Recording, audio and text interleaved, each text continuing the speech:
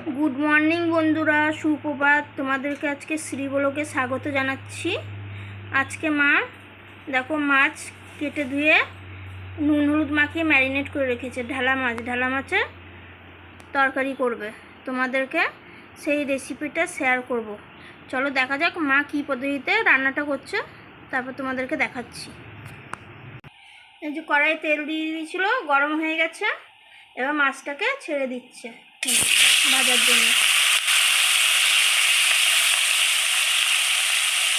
এই মাছটা ভাজা হয়ে গেছে, তুলে নিয়ে এই যে ভাজা হয়ে গেছে মাছটা তুলে রেখে দিই। এই যে পেঁপে আর আলু কেটে রেখেছে ঢালা মাছে দেওয়ার জন্য। পেঁপে আলু দিয়ে এদের ঝোল হবে। এই যে কড়াইয়ের তেল গরম হয়ে গেছে, এবার এখানে আলুটা দিয়ে দেবে।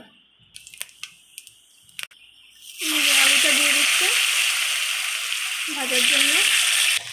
জিরা লঙ্কা পেঁয়াজ রসুন বেটে রেখেছে ঢালা মাছে ঝোলে দেওয়ার জন্য।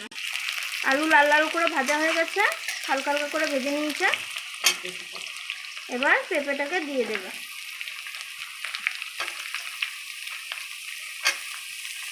পেঁপেটাকে দিয়ে নাড়িয়ে নিচ্ছে। এই যে অল্প পরিমাণ লবণ দিয়ে দিয়েছে।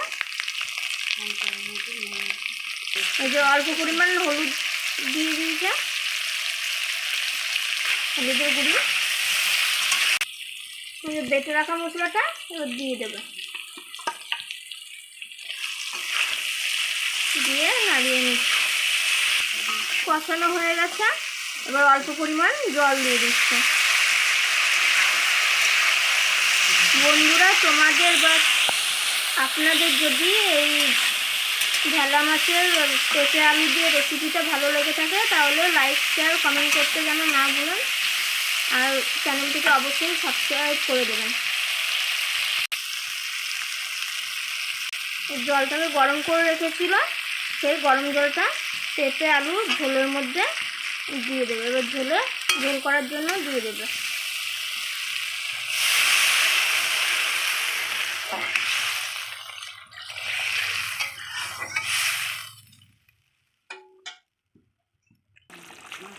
ঝোলটা ফুটে এসেছে, এবার ভাজা মাছগুলি দিয়ে দেবে।